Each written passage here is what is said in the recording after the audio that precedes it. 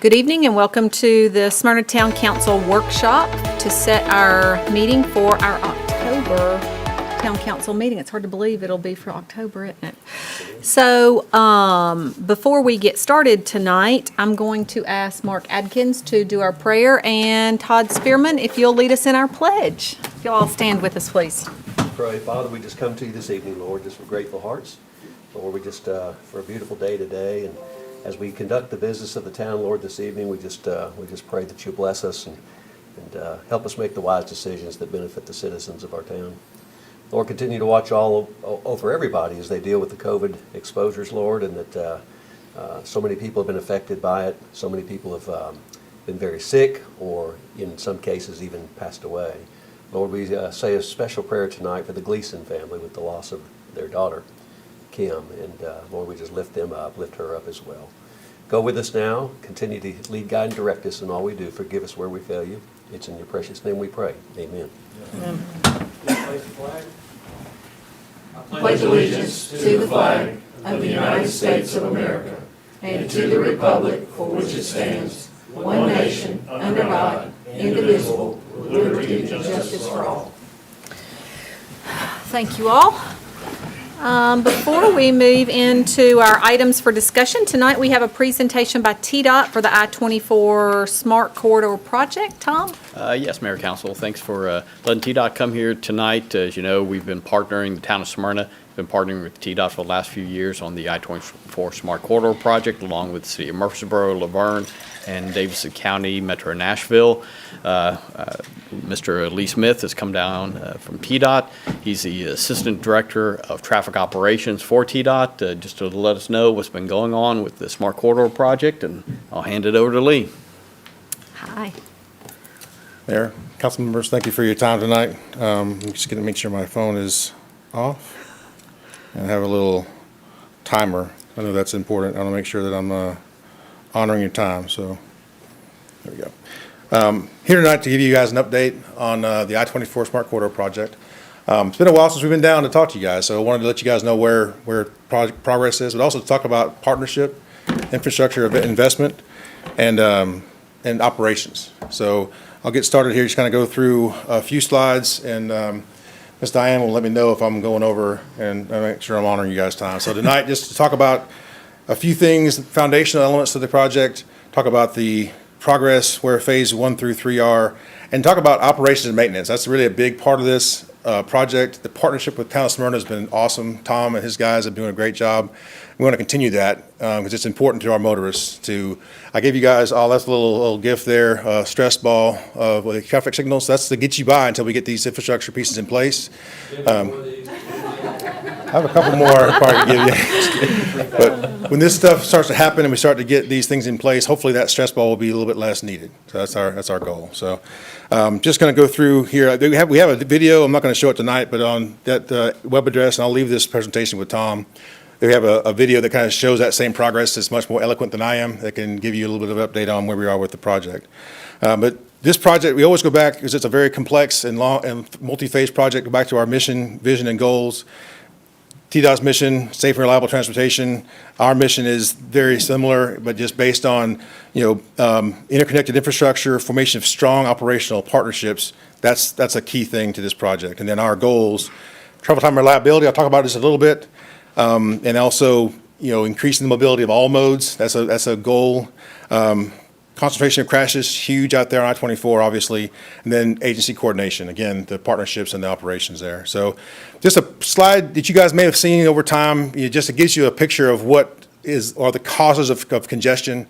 And you see there that the right side is bottlenecks. That's the geometry of the roadway. That's all those things that we work on at TDOT to build infrastructure and build capacity. But traffic incidents, and all these other things here are a big piece of what we can do to reduce congestion. So just on this project, these are just, the thing that's really interesting here is that the number of crashes over the course of 2018, 2019, 2020 is actually more on State Route 1 than it is on I-24, which is was kind of interesting to me.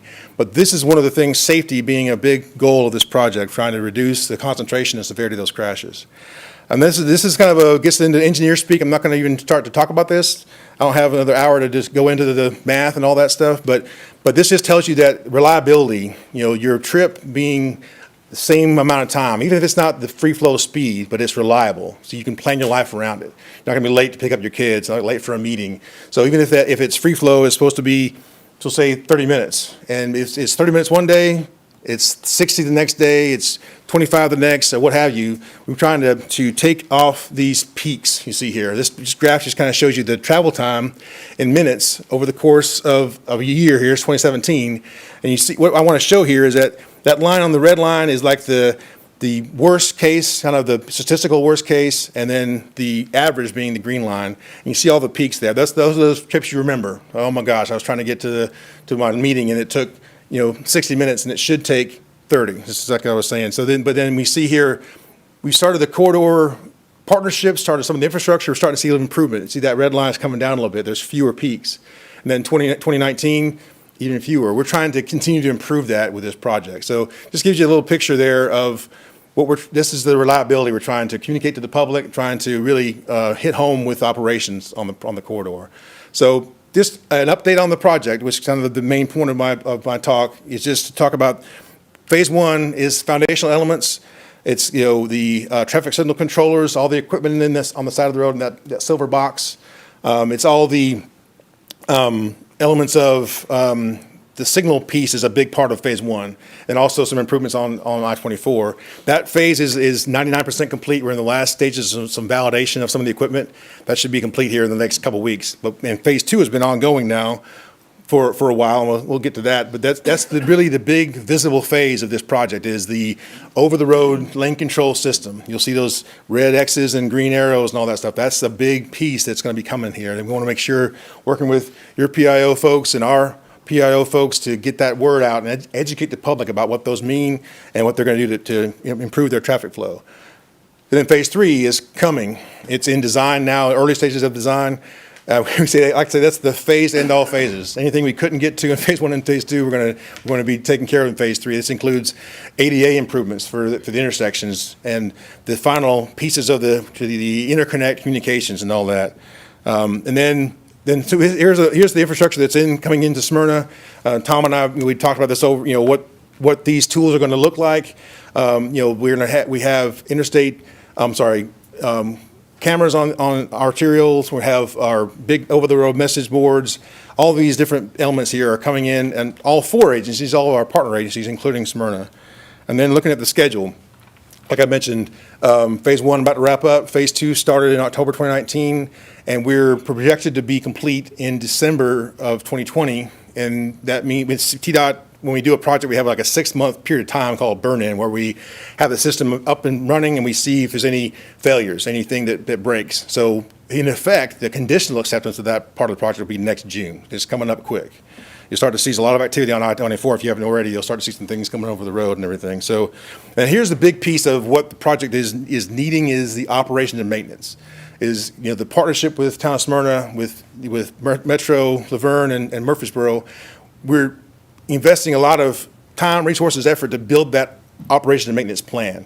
And so we're going to be, this is kind of gives you the schedule on some of the sub tasks and everything. But the point being that we want to come alongside Tom and his guys to operate, maintain the signals that are out there right now, to prepare for that incident where I-24 is locked up, gridlock, and then we're going to maybe divert traffic, manage it holistically. That's the real concept of integrated corridor management, which is what this project is really based on. Is we look at the corridor, arterial signal system, and freeway, and we manage it holistically as a team, really.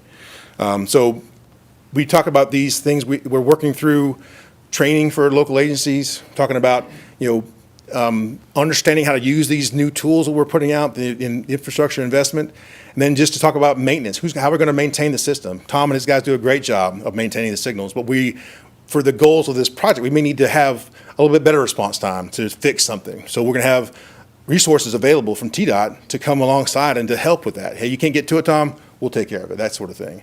And our team, our consultants we got working with us are going to be down here in the shop, shoulder to shoulder. Hey, how can we help you guys use these neat tools, the Bluetooth sensors and the analytics and things with the controller system that we can really leverage to try to improve day-to-day operations out there.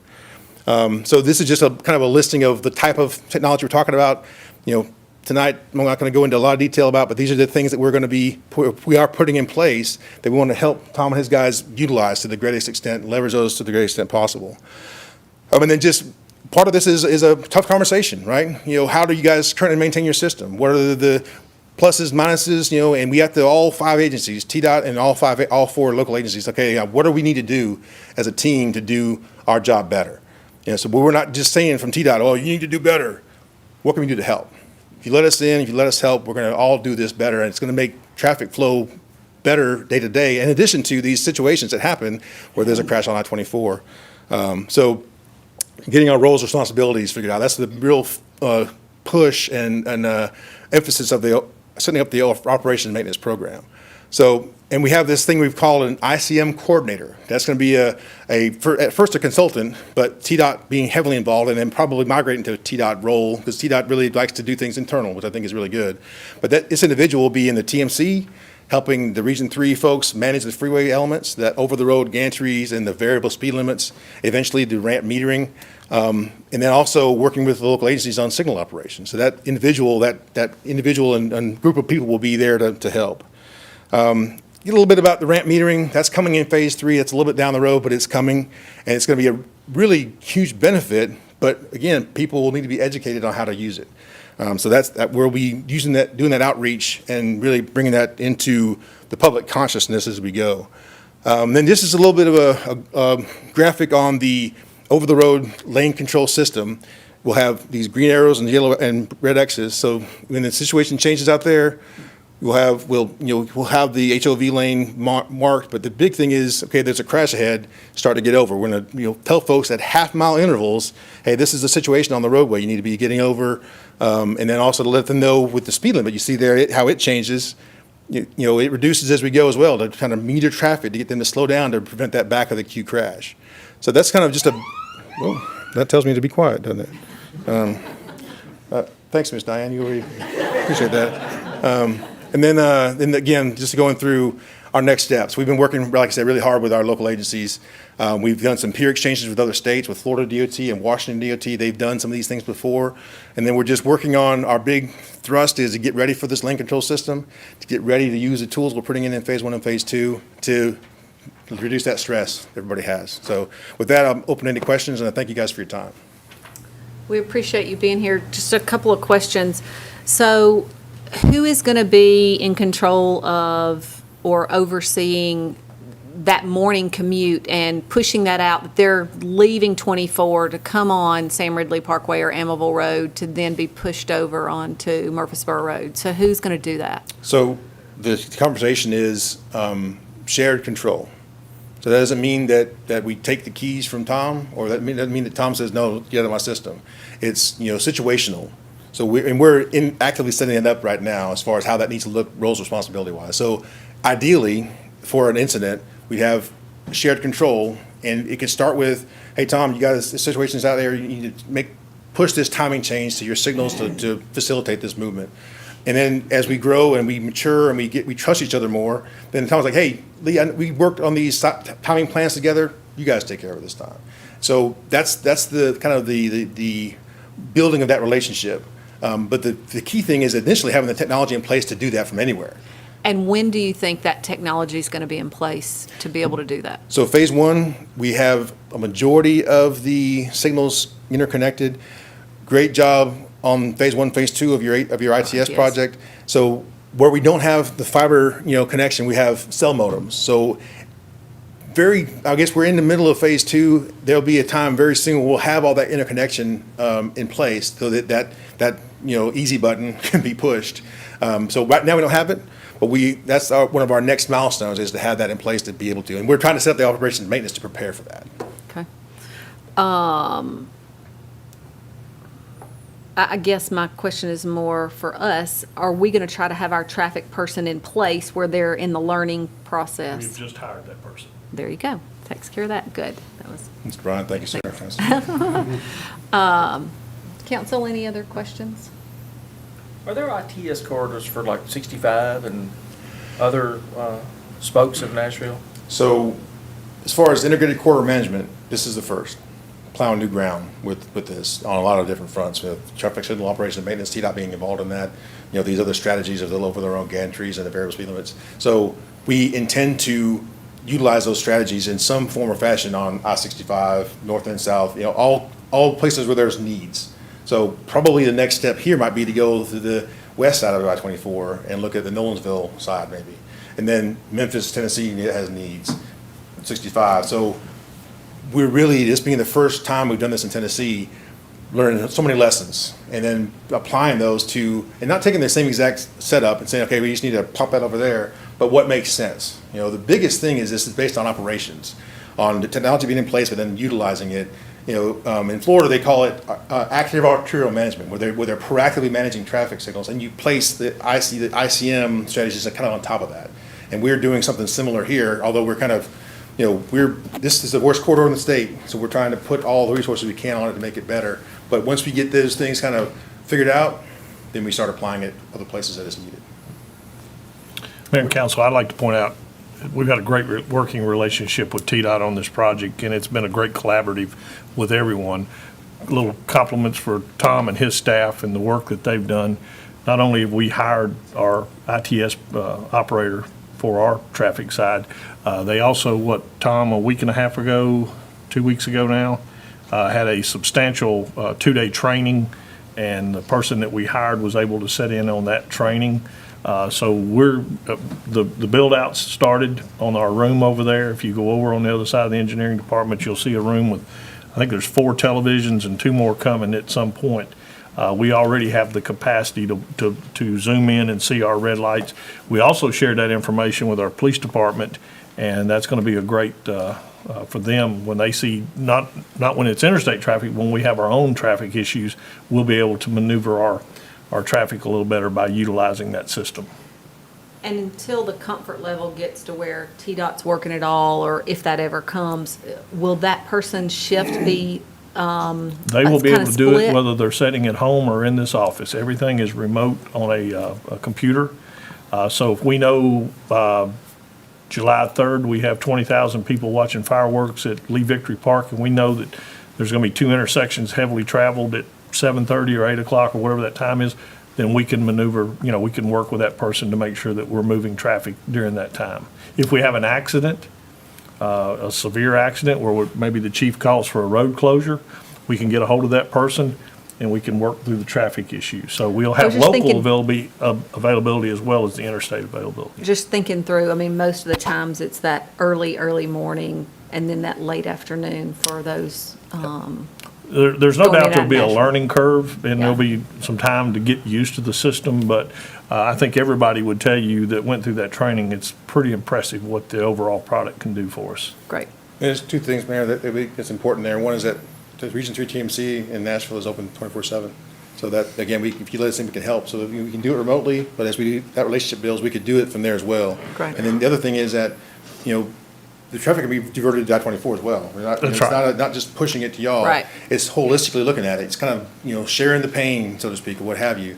And then also, our guys are developing these signal timing plans right now with Palm's guys. You know, so we're not, you know, doing this over here in a room and saying, okay, here you go do this. We're doing it together so that we have that comfort level with, yeah, the timing plan you develop, we agree, that's the way to do it, you know, and that's that partnership we're trying to build. Right. And those are kind of, just to piggyback on that, those are timing protocols that we can place in the system, and it's really a plug and play. If we know Nissan traffic at 7:30 in the morning on these intersections is heavy, we can actually go in and change it for that half hour, 1 hour for that traffic need, and then go back to a normals. And again, that's where Tom and his crew, working with TDOT, doing a great job of building that system for us. Will Amival and Sam Ridley both have ramp metering? I believe so. I'm not 100% sure, Mayor. I'll have to double check that, but I believe that we have it all the way along the corridor. I don't think that, like on the lane control system, we're only going down kind of east from Nashville only so far. So far. Based on the congestion and everything. Right. I believe ramp meeting, I think we're planning on doing that, I think, the entire way, I believe. Okay. Other questions?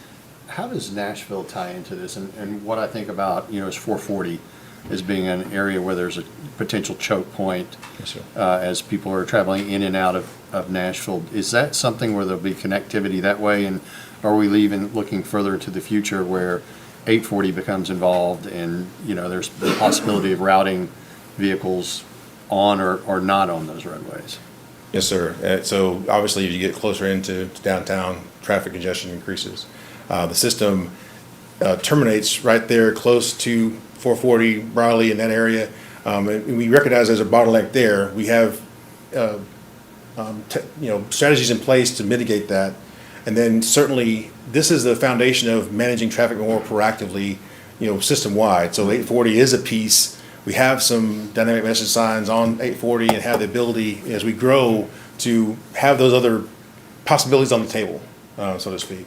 And there's other projects that TDOT has in the works to relieve that congestion in town. As, the two things are not connected, but they are in that it's as part of the overall strategy. We call it TSMO, Transportation System Management and Operations. We can't build our way out of congestion anymore, so we need to do these things, and make some key improvements to like ramps and to system interchanges, that sort of thing, but not just widening the road. That takes forever, it's very expensive.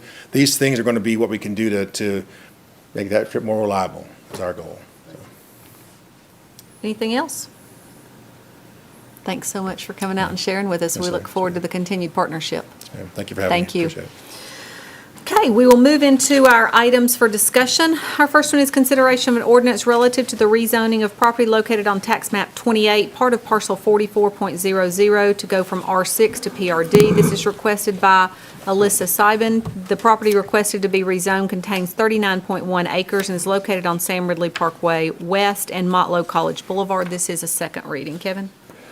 Mr. Mayor and Council, this is one that's been on the agenda for a while. I have talked with them. They say they're not going to request deferral again, so hopefully we will be voting on it for second reading this time. But this is a request to rezone this property from R6 to a PRD. Has frontage on Motlow Boulevard, Jeannie Lane, which is actually will be constructed by the developer they're buying or would be purchasing the land from.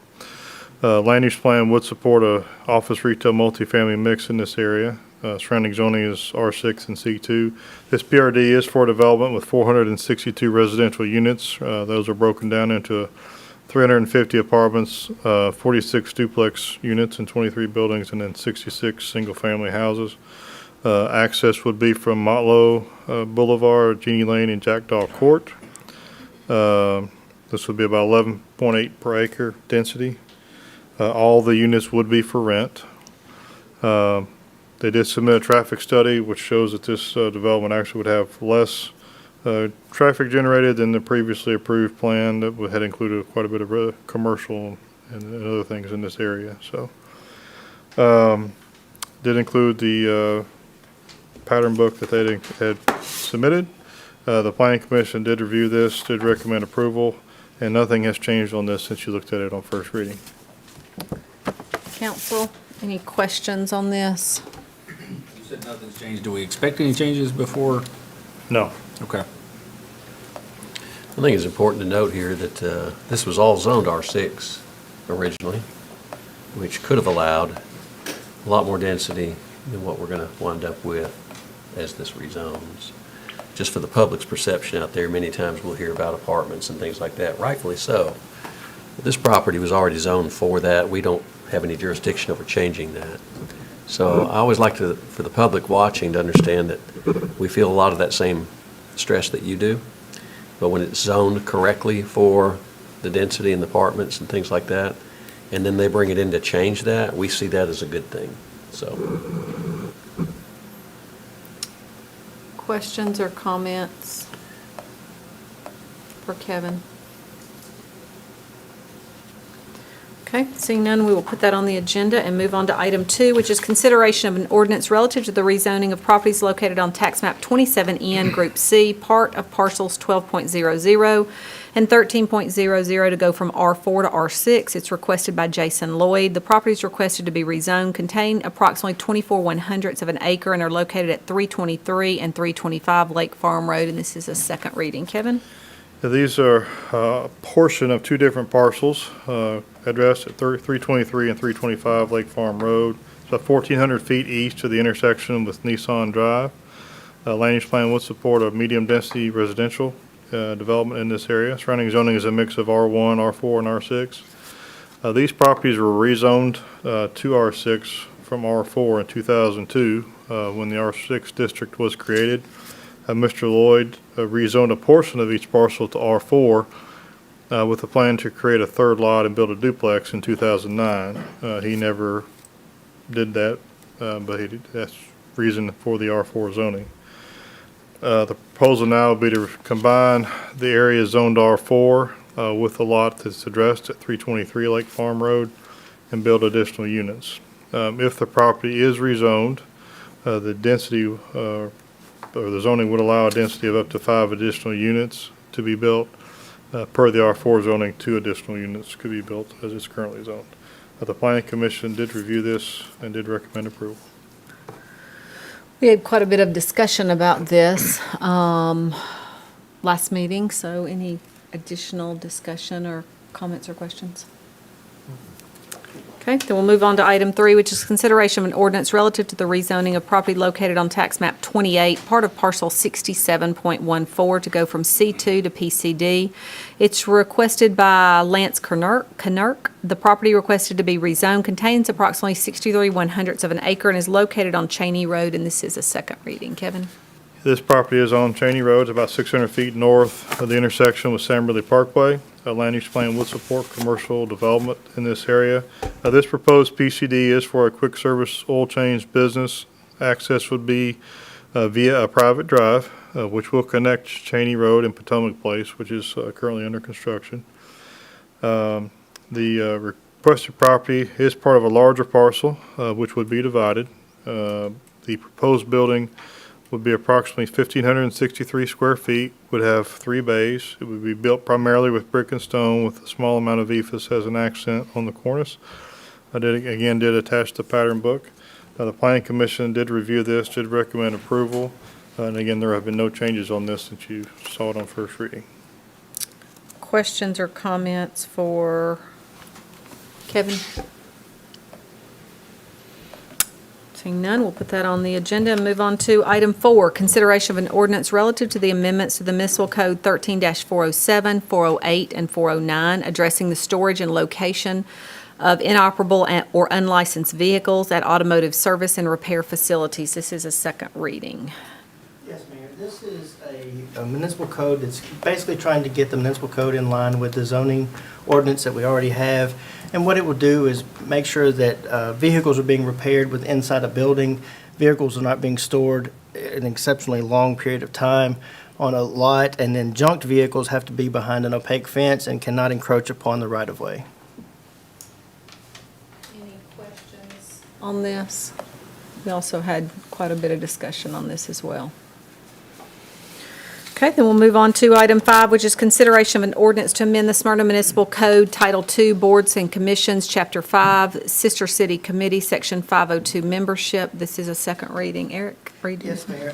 This one is just to change the membership requirement that one member of the board be a teacher from the northern portion of Rutherford County. It's my understanding that they've had difficulty in finding someone that fits that bill. So it does not reduce the number of members on the board. It just merely removes that obligation. Okay. Any questions on this one? Seeing none, we'll move on to item 6, which is consideration of an ordinance amending ordinance 21-2122, adopting the 21-22 fiscal year budget, specifically the fee schedule relative to municipal code violation. This is a first reading. Yes, so the police officers who typically write tickets will write those as a municipal code violation most of the time. And what we've come to find is that one of the tickets that they needed to write, being failure to notify someone of an accident, was not listed within our fee schedule. So this merely puts that in our fee schedule so that the officers are allowed to write that municipal code violation. Okay. Anybody have a question or comment on that? Okay, then we will put that on the agenda and move on to item 7, which is approval of the terms of and authorization for the mayor to execute an agreement with American Medley Carriages for carriage rides at Front Street Christmas celebration in the Depot District. Mike? Yes, ma'am. Thank you, Mayor, Council. This is an agreement we've had in place several years, and of course, last year we didn't have the event, but it's basically for the carriage rides downtown for the Christmas celebration on Front Street. And she did have to go up a little bit this year. Obviously, we charge per person to make our money back and try to cover the cost there. So $400 per carriage for the first two, and if you get the third one, it'd be $300. We typically use 2 for that event. Has that always been the name of her company? I thought we used somebody different for Well, some when we reason. first started, we did have someone else, and Okay. then we changed over this Okay. lady. Questions for Mike on this? Okay, we'll put that on the agenda. Move on to item 8, which is approval of the terms of and authorization for the mayor to execute change order number 2 with Judy Construction Company relative to the wastewater treatment plant expansion project. Hey, Mike. How are you? Great. Good. So as you said, this is change order number 2. There's several things that need to be done, some line relocations, some addition of a valve, platform stuff, but this is a net sum zero change because it's coming out of miscellaneous, which was already in the total cost of the bid. Questions for Mike on this? Are we at the point where we need to go out and kind of take a look? I'd like to see it before it gets finished. Yeah, I So, think it's probably something we can put together. it'd be great. Do that. Okay, any questions for Mike on this? Then we'll move on to item 9, which is approval of the terms of and authorization for the mayor to execute a 3-year enterprise license agreement with ESRI relative to the GIS mapping. Mike? So this is the 3-year agreement for the GIS. It is for ESRI with ArcMap and everything that goes with it, so it's all attached to the mapping. Questions for Mike on this? Okay, we will add that to the agenda, and we'll move on to item 10, which you have on your desk. And it's approval of the terms of and authorization for the mayor to execute a change order with Stanzel Electric relative to the ITS Phase 1 and 2 project. Tom? Thank you, Mayor. With this, with the ITS Phase 1-2 project, we were initially looking at connecting to Comcast fiber, and with the issues going on with the franchise agreement, what we ultimately decided is to purchase a single strand of fiber installed by United Communications. Once they did that, in order to be able to connect to that single strand fiber, we had to change some double mode switches to single mode switches, just to be able to make that interconnect work. This $58,713.97 was approved by TDOT. Will be enter the grant and be fully funded, enter the grant at 100%. So the additional money won't be ultimately paid out by us to make the change to make sure those signals get connected. Okay. Questions for Tom on this? Glad to see we're able to use United. Yes. Move on to item 11, approval of the terms of and authorization for the mayor to execute an agreement with Stanzel Electric Company Incorporated relative to the purchase and installation of 32 streetlights on Lowry Street. Mayor and council, this is part of the Lowry Street Phase 1 project that runs from Jackson Street up to Sam Davis Road, and this will be put in the streetlights as part of that project. Question for Charles on this?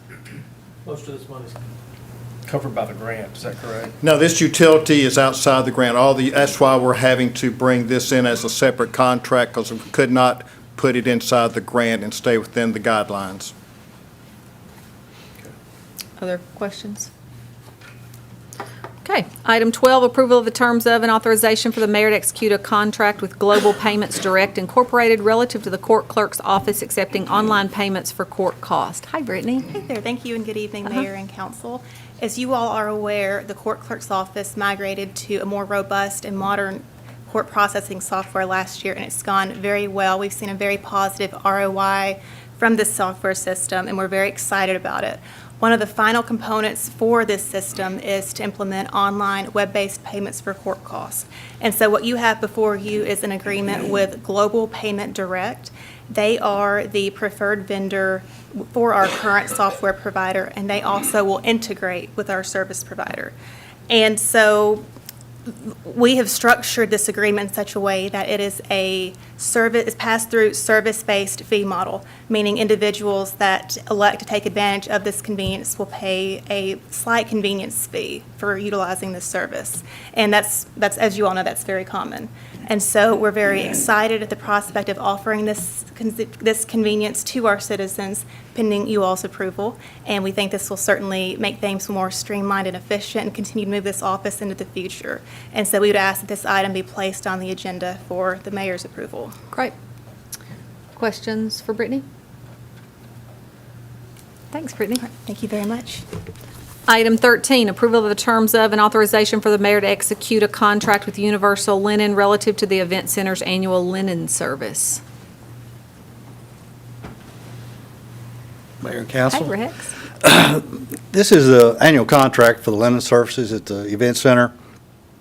I attended the bid opening, and Chef was really pleased with the prices that he got and says it's a good vendor. Questions for Rex on laundry? Rex, you're just a jack of all trades, aren't you? Do it all. There you go. Can you come to my house and take care of laundry? Britt would like that. I move on to item 14, approval of the terms of and authorization for the mayor to execute an agreement with Kimberly Horn and Associates Incorporated relative to the professional services for the Rocky Fork Road McEwen Drive project. Kevin, I am super excited about this one. I am too. This is a request to put this on the agenda for an agreement with Kimberly Horn and Associates. This is, as council is well aware, this is a project we've been working on for a while. The town would be the contracting agency, but just as a reminder to the council and the public, this is jointly funded by Brentwood, Franklin, Nolensville, Williamson County, and Rutherford County, as well as the town of Smyrna. So this is, all those jurisdictions have committed money to the project. The scope of work primarily entails creating kind of several alternative alignments, determine the best option based on environmental and physical constraints. Within the scope are several opportunities for all of the affected jurisdictions to have input. And after completion, all those jurisdictions will place the route on their respective major thoroughfare plans to protect it. This is also the first step in obtaining funding for the design, right-of-way, and construction of the project.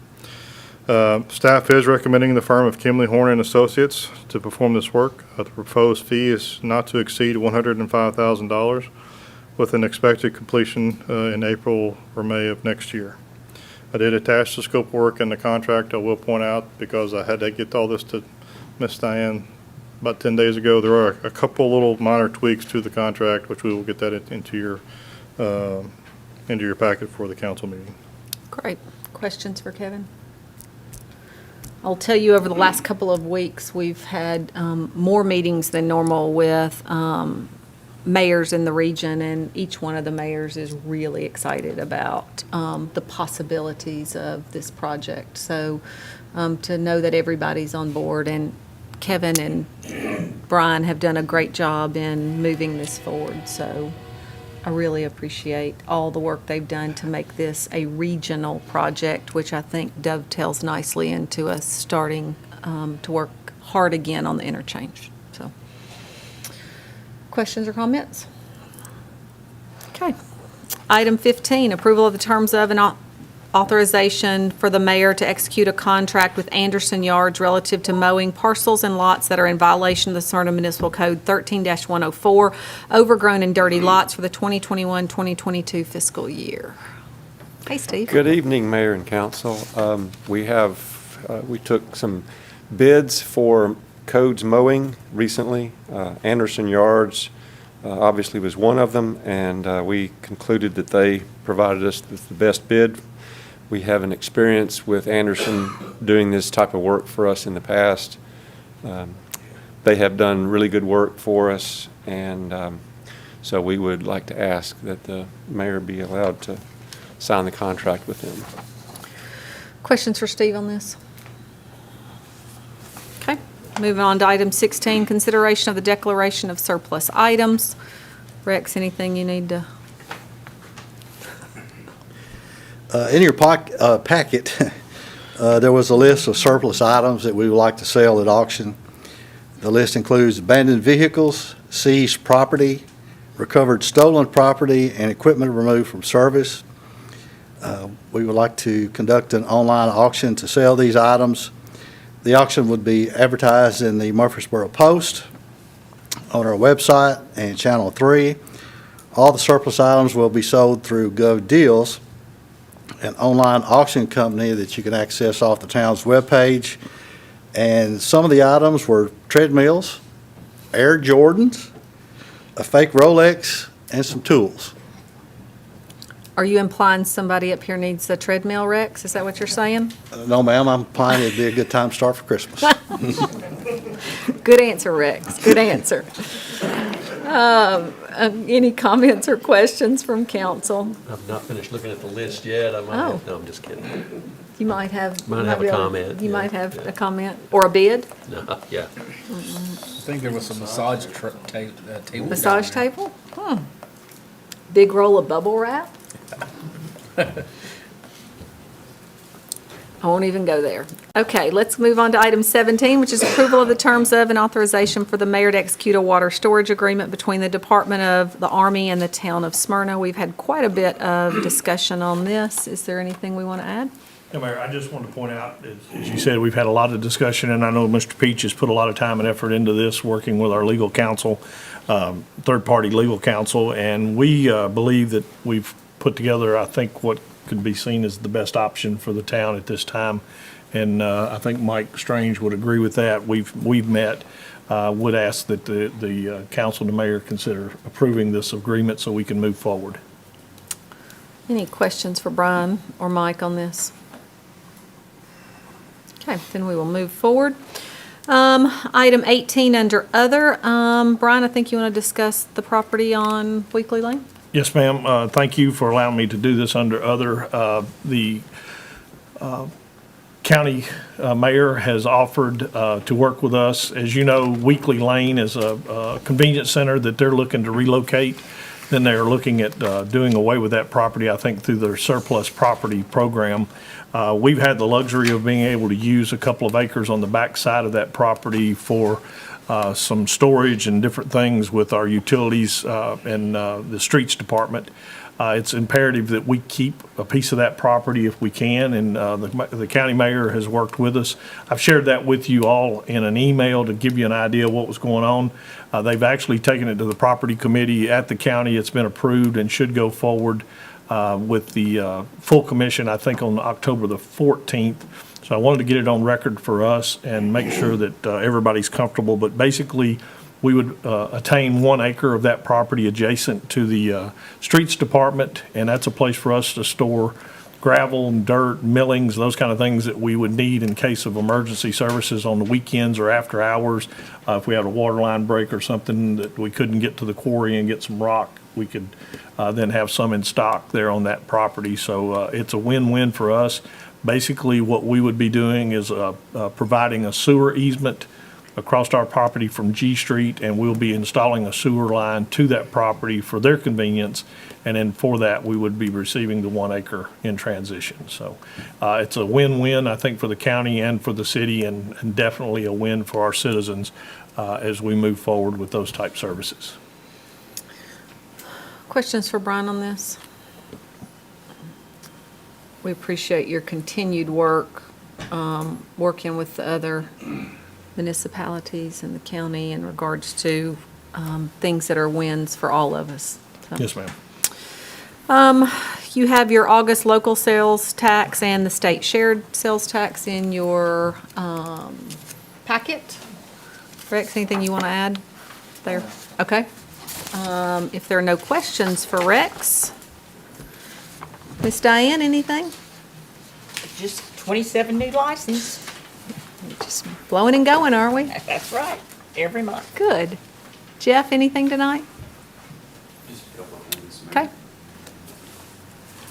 The HR department will be busy over the next couple of months. Just to remind you guys, we are going to be kicking off our performance appraisal time of the year for our directors and supervisors. They'll be busy evaluating our staff. We do have a performance-based pay system that rewards people, and people's compensation is based on how well they perform at work. So it's a very important time of the year for our supervisors and managers to do that for our employees. Also want to let you know our United Way Pledge campaign will be kicking off the next few weeks in October, so we'll have some more information on that as it gets closer to that.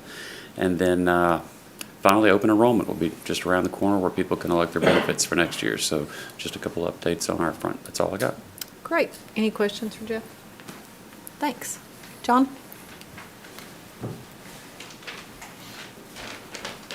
How nice you look, all dressed up for us. We appreciate that. Yes, ma'am. So on the 5th of October, we're going to have the National Night Out at the Judicial Center. And we will have the different aspects of the police department will be represented there that day. We also have 5 officers that will be graduating from the academy tomorrow. And then we'll be sending 3 more officers at the first of the next month of October. Questions for John? We're glad to see you. Thanks for being here. Kevin, anything? Just briefly, the FEMA is in the process, of course, of updating some maps and all. We still don't know exactly when our new maps are going to be effective. I do want to bring to the council's attention and everyone else's attention, they are also in the process of raising basically the flood or updating the flood insurance rates. Roughly 70% of the people in the 37167 zip code are that have flood insurance, the rates are going to go up. Most of, or 70% of them are going to go up less than $10 a month, and about 15% or so are actually going to go down a little bit. So it's not going to drastically affect people, most folks, but then there are a few that will be. So just for everyone's, if you get any phone calls or anybody, that is a FEMA set rate. That's not something we have anything to do with, but we do have to, I just want to let the people know and let the council know in case you get contacted by citizens about it. So I thought those numbers were pretty interesting, how Yeah. many were going up and all that based on zip code. Questions for Kevin on this? Great, thanks. Kathy? Tom? I just wanted to announce and thank the Greater National Regional Council for providing the $1 million grant. We applied for and received a little over $1 million to make improvements to some of our sidewalks, existing sidewalks around town, Enid Springs, Hazelwood, and going up to Mason Tucker as well. So I just wanted to thank them for that grant. We're going to be working through that project over the next few years, and that's it. Thanks. Sure. Is it to just fix the sidewalks, or will we actually be able to build any new ones with that money, or just for repairs? That's for repairs to existing sidewalks. As part of the ADA self-evaluation, there are several sidewalks that needed repair, so this provides a big chunk of money that we don't have to pay to make those repairs. That's always Nice. good. Yes. Truncated domes. Oh, we're looking forward to putting them all around your house. The whole perimeter. Yeah, I think it'd be good. We're going to put them across your driveway. Rumble strip and a speed bump. If I can get those, that'd be great. Don't look at that. Thanks, Tom. Steve? Rex?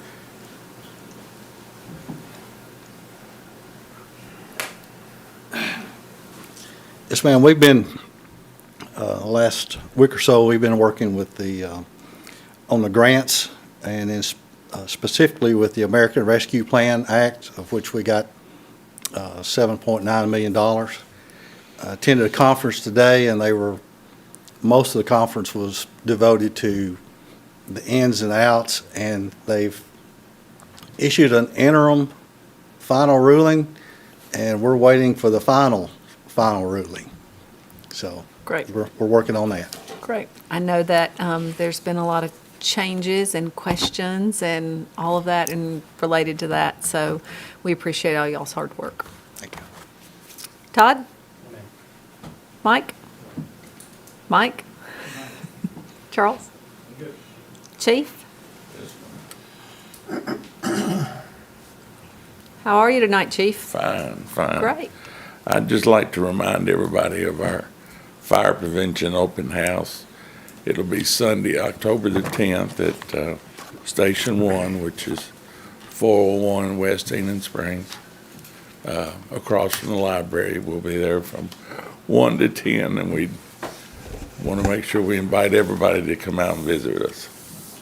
Great. Thanks, Chief. Thank you. Brian? Yes, ma'am. Mayor and council, I've got a couple of things. Just very quickly, most of you are familiar with Diversicare here in Smyrna.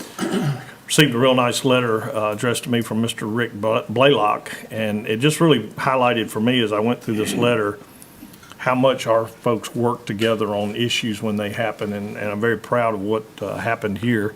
As far as our side, it was unfortunate that we had a traffic accident that a car actually ran into their building on September the 16th and did some damage to the natural gas meter and then some of the gas piping on the inside of the building itself. And as you know, Diversicare is a nursing home, a skilled nursing center that houses about 90 patients.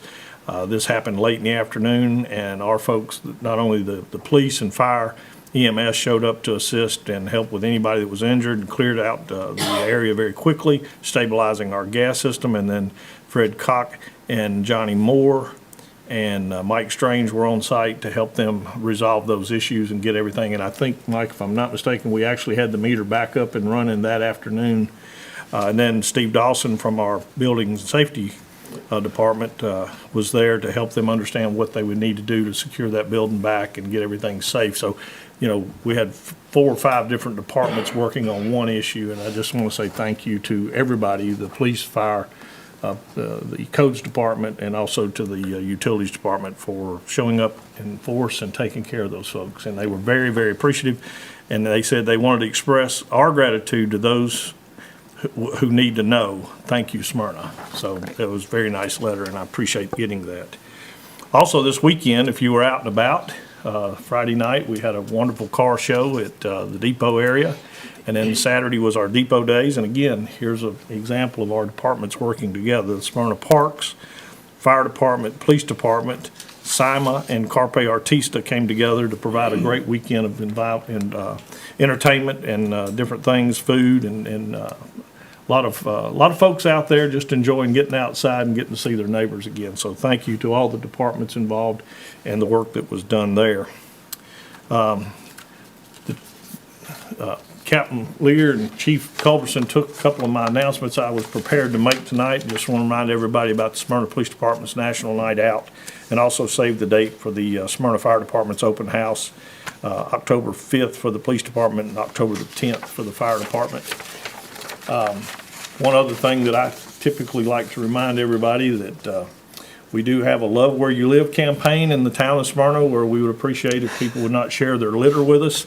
There's places and receptacles to put that litter in. I found some litter in my parking place. I'm not sure where it came from. I'm not sure if it was from the parking spot next to me or if it blew up, you know. I think it came out of your truck. With weather. No, my truck wasn't there, Mayor. I was picking up so I could park my truck. But, we laugh about it and everything, but it is a very serious problem across the town. We get a lot of calls about litter. You know, we want to take great pride in our community, and folks, if you would, it's a personal choice you make to litter. I always say that, but it truly is. Find a way to dispose of your litter, either at service stations or at home in garbage receptacles. You can even pull into parks and use some of those if you have a real desperate need, but there are places to put litter. We'd appreciate it if you wouldn't put it on our streets. One sad note tonight, I know Mark mentioned in his prayer about the Gleason family and the loss of Kim. We also had a very tragic loss in our own family at the fire department with Stacy Harrell. His wife, Jerry, passed away this past week. It's been a sad time, and that family they've endured a lot. And I know they would appreciate, and I think almost covet our prayers. They have gone through a lot. So if you would keep the Harrell family in your thoughts and prayers. And then the last thing, I don't do this very often, but it's kind of a personal thing.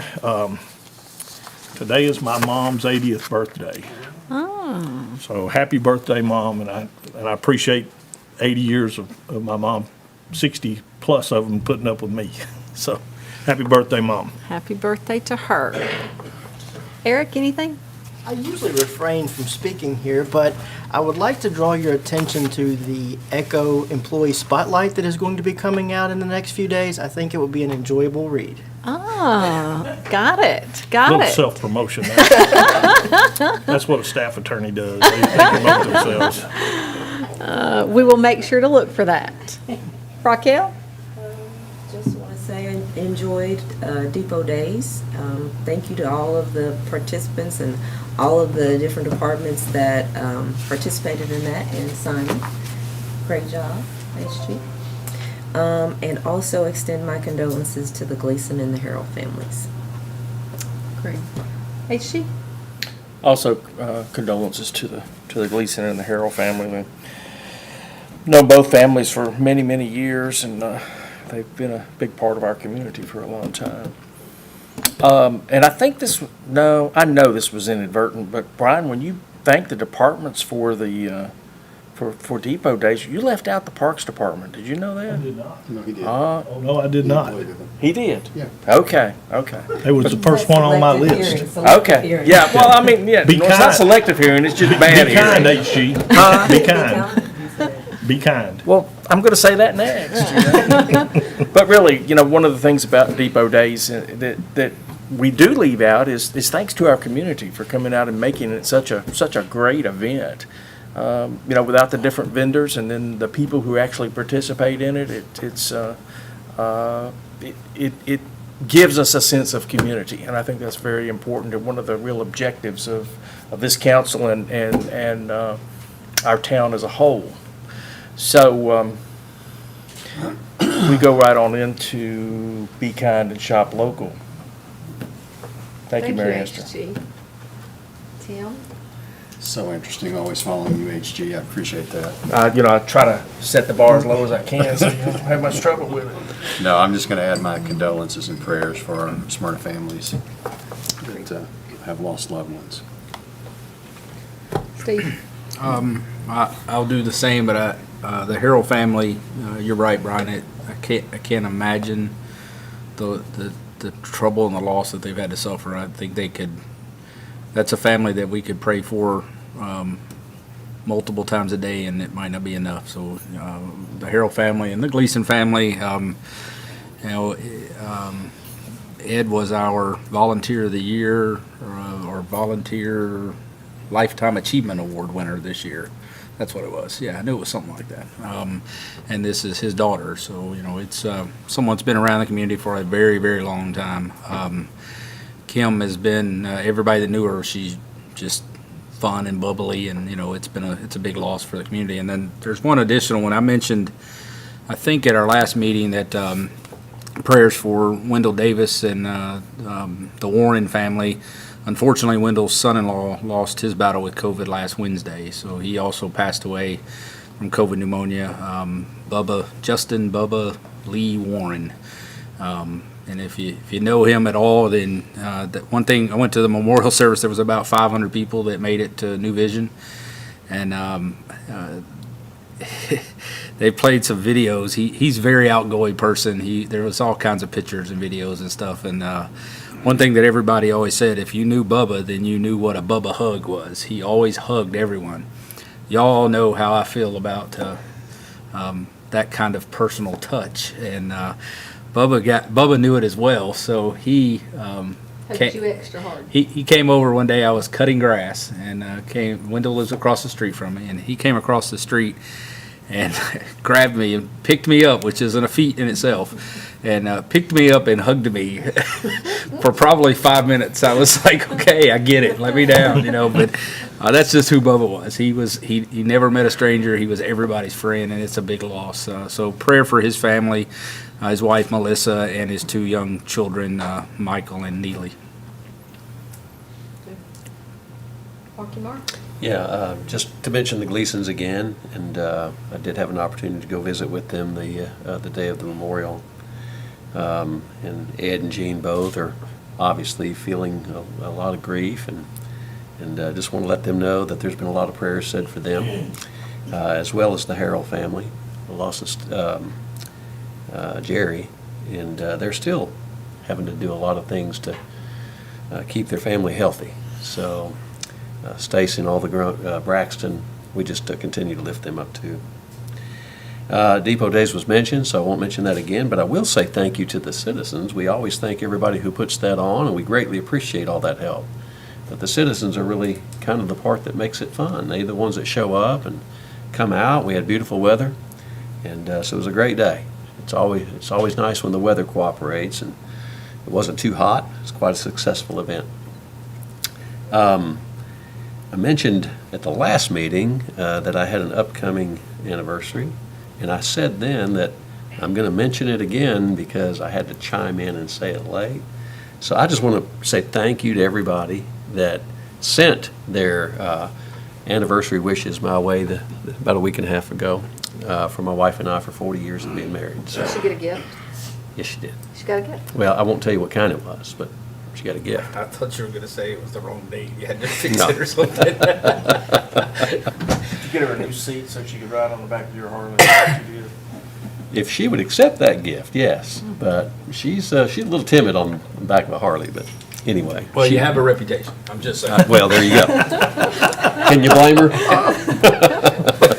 Ouch. And one last thing, I don't think it was mentioned, but this past week, GNRC recognized Mayor Reed. She received the Marshall S. Stewart Award for Excellence in Intergovernment Cooperation and Coordination. That's a tall award to receive. She's done a wonderful job with GNRC and serving with them, and so I just want to congratulate her publicly so everybody knows we have one of the hardest working mayors that I've ever been affiliated with, and that most of the communities around us probably understand that too. She works well with surrounding communities, surrounding mayors. We talked about the Rocky Fork interchange and what goes beyond there with McEwen Drive, and all those mayors are involved, and so Brian and Mayor both put in a lot of time with these people. So it's nice to see you get recognized for some of your work. Thank you. That's It all I was have. Surprising, so I appreciate that. A couple of housekeeping items. Don't miss your opportunity to run, and take a moment to register for the 2021 Top Gun Night Run. It's benefiting the maintenance and upkeep of the Captain Jeff Coos Memorial. It'll be held Friday, November 5th at 7 p.m. in Lee Victory Recreation Park. It is family friendly. You do not have to be a professional runner to participate. All ages and abilities are welcome. We would encourage you to go ahead and get registered. Spots are filling up fast, and we will have live music and food trucks. So if you don't want to participate in the run, come on out and enjoy the family fun atmosphere that will be taking place after the race. Mike, is there a coupon code for cheaters? I was just curious. Mary Esther might need it. I was thinking maybe you do since you're asking. We're excited to gather once again for the Town of Smyrna's Christmas Parade, which will be Sunday, December the 5th at 2 p.m. If you'd like to enter your organization in this year's parade, you can complete the online application or via email or in person here at Town Hall. It's always a fun Sunday for the Christmas Parade. Thanks to everybody who put on Depot Days. It is definitely a team effort, not only with our employees here at the town, but also those organizations and the volunteers. I know it takes quite a few volunteers, and we appreciate you all. Would like to thank United Way for the Women United event that we had yesterday, and Raquel and I got to participate in that. It was about being an advocate and also how to interact with government officials. And so we got to serve on that panel, so thank you to them. We held on Tuesday, was it? Yes, Tuesday. The Project Delivery Task Force. I am chairing that for our Transportation Policy Board.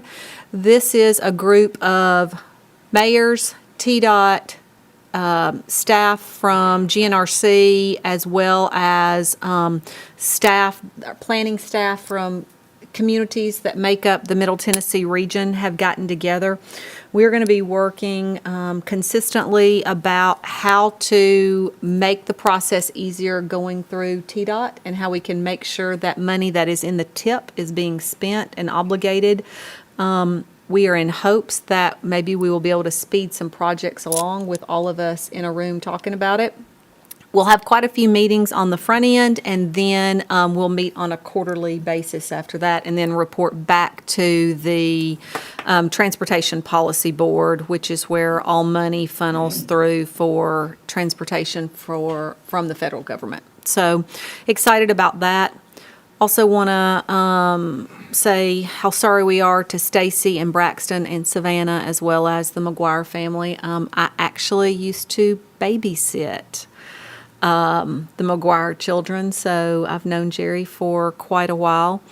Also to the Gleason family, Kim actually babysat me, so go back quite a while with them.